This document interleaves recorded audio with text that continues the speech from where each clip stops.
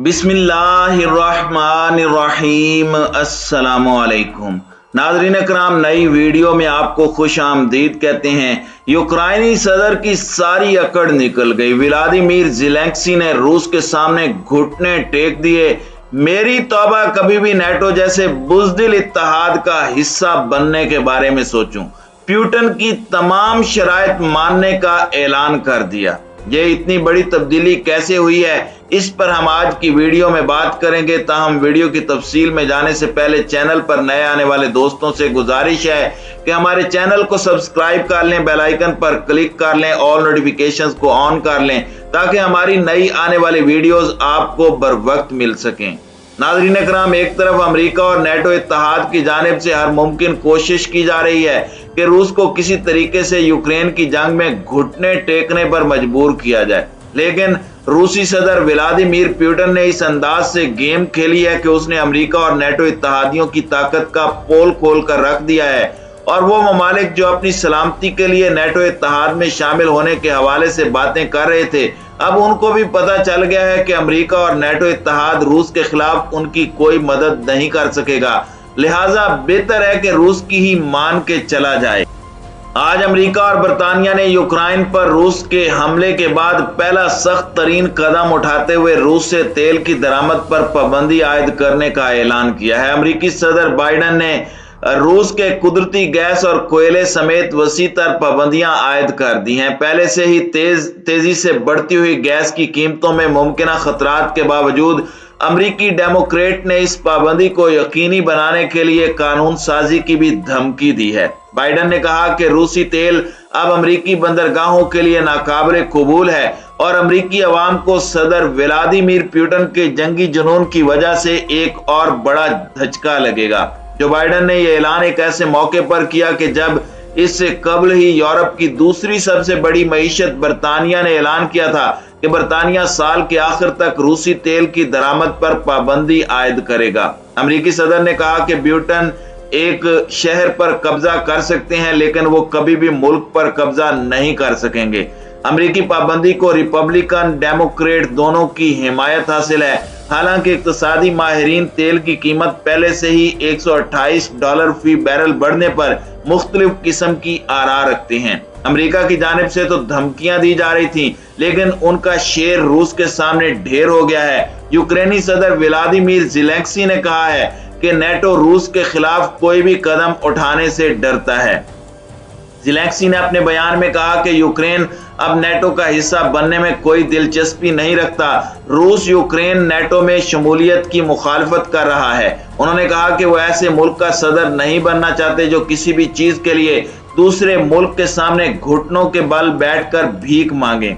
Vladimir Zelensky ने कहा कि वो रूस की जानिब से दो आजाद रियासतों को तस्लीम करने के मामले पर समझौते के लिए तैयार हैं। यूक्रेनी सदर ने कहा कि रूसी हमले के खिलाफ भरपूर मुजाहिमत करते रहेंगे और आलमी बिरादरी इस मामले में अमली किरदार अदा करे। इससे कबल रूसी सदर व्लादिमीर पुतिन ने कहा था कि मगरबी अक़वाम यूक्रेनी शहरियों की हलाकत की बराबर की जिम्मेदार हैं। अल जज़ीरा के मुताबिक यूक्रेनी सदर व्लादिमीर ज़ेलेंस्की रूसी हमलों के खिलाफ कोई एक्शन न लेने पर मगरबी इत्तेहादियों से सख्त नाराज हैं और उन्हें शदीद तनकीद का निशाना बना रहे हैं। ज़ेलेंस्की ने कहा था कि रूसी हमले में यूक्रेनी शहरियों की हलाकत का सिर्फ रूस ही जिम्मेदार नहीं, बल्कि मगरबी अक़वाम भी हैं जो बैठकर तमाशा देख रही हैं और सलाहियत होने के बावजूद कोई जवाबी कार्रवाई नहीं कर रही। इससे कबल ज़ेलेंस्की कई बार मगरबी ताकतों से मुतालबा कर चुके हैं कि यूक्रेन की फिजाई हुदूद को नो फ्लाई जोन करार दिया जाए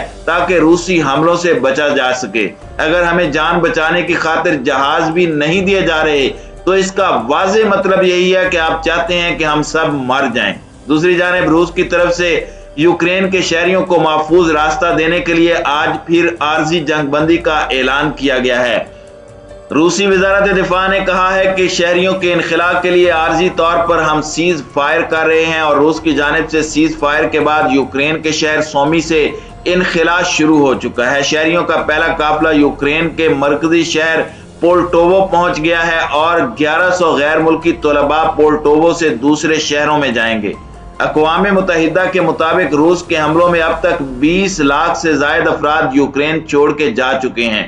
دوسری جانب امریکہ نے دعویٰ کیا ہے کہ یوکرین میں 4000 کے قریب فوجی ہلاک ہوئے ہیں۔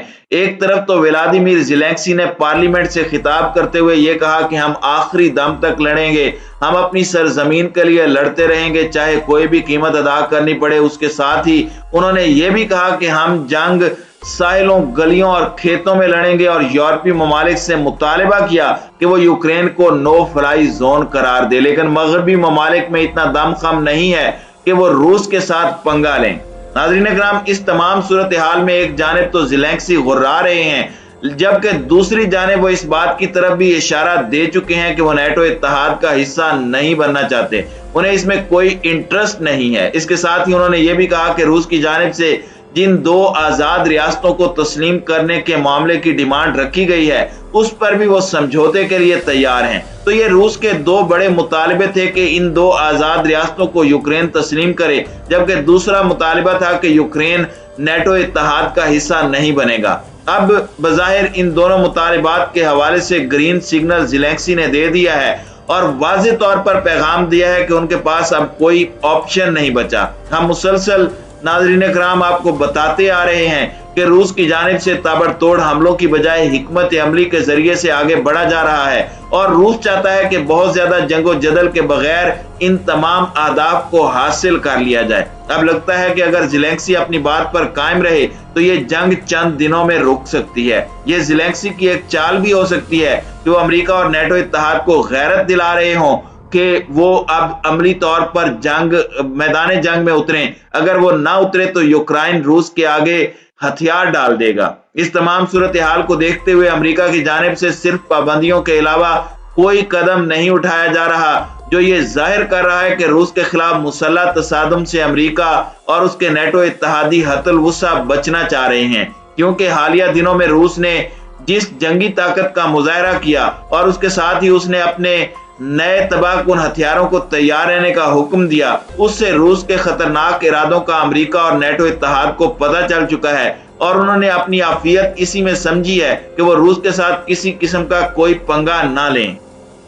ناظرین کرام، آپ کو یہ بھی بتا دیں کہ آنے والے دنوں میں امریکہ اور چین کے مقابلے میں عالمی سطح پر اتحاد بنانے کے لیے سلامتی کونسل میں روس، برطانیہ، چین، فرانس اور امریکہ 5 مستقل ارکان جو ہیں جن کے پاس ویٹو پاور ہے، اب اقوام متحدہ کی سلامتی کونسل میں نئے مستقل اراکین کو شامل کرنے کا اعلان کیا گیا ہے۔ پاکستان UFC کا بنیادی رکن ہے جو 5 مستقل اراکین کو تسلیم کرتا ہے، لیکن ان میں مزید اضافے کا مخالف ہے۔ اس کے برعکس وہ یہ مطالبہ کرتا ہے کہ غیر مستقل اراکین کی تعداد 20 کر دی جائے۔